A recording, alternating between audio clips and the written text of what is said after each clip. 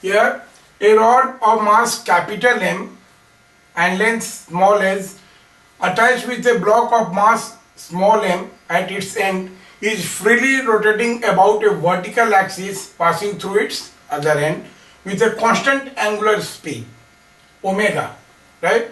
Find the force exerted by the rod and the bob on the pivot. Assume the gravity is absent. Now this is the whole system is in a horizontal plane and it is rotating about this vertical axis. This is the vertical axis.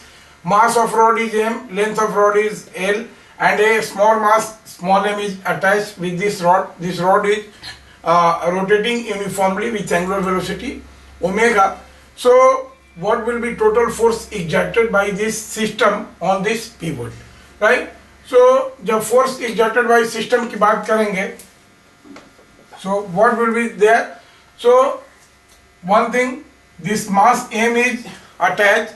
So if this rod will rotate in a circular orbit of radius l, this mass will exhibit a centripetal force and it will exert a force on this rod, which is given by mr omega square.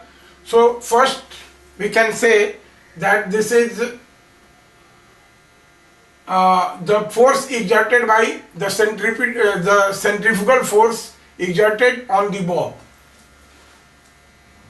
The centrifugal force exerted on the bob will be equal to force exerted by this bob on this rod, and that will be equal to F1. This F1 will be equal to how much? M, mass of the bob, into radius ml into omega square. So this will be the force exerted by this mass on this pivot, right? Secondly, now what is the force exerted by this rod on this pivot? For that, what we will do here is, now mass of rod is uniform, but we cannot locate the point of action of the rod because from the axis of rotation this mass is increasing continuously. So what we will do, we find the force exerted by a small segment of mass dm.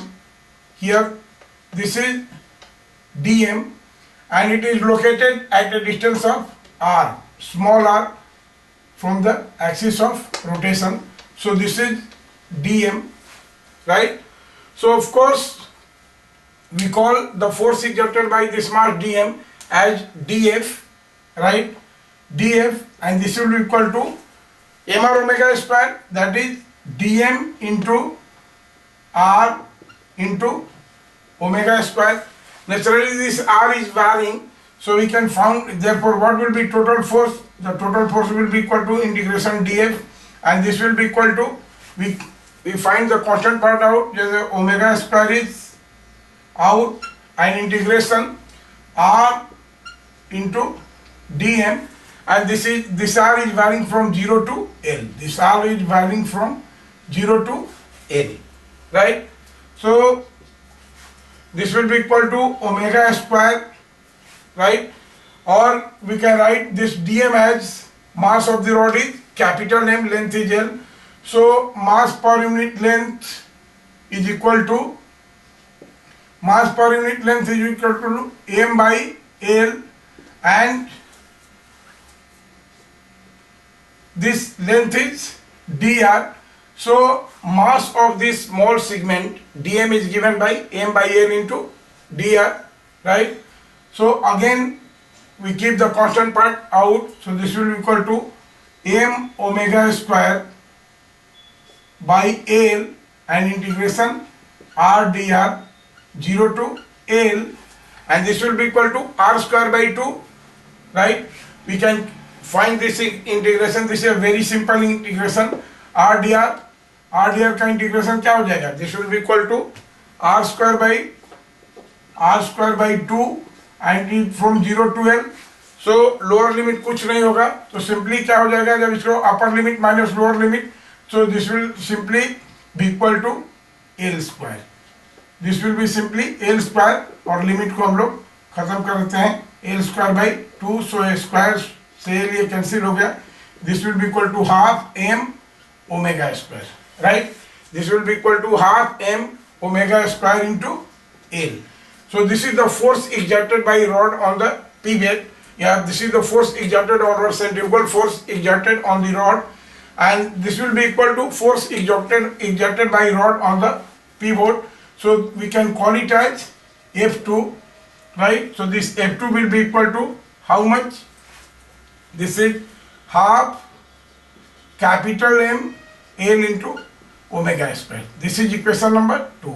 So what will be total force? The total force on pivot, F will be equal to vector F1 plus vector F2, and of course these two forces are in same direction, right? So what will be equal to? This will be equal to sum F1 plus F2. So this will be equal to L omega square. We can have this L omega square as constant.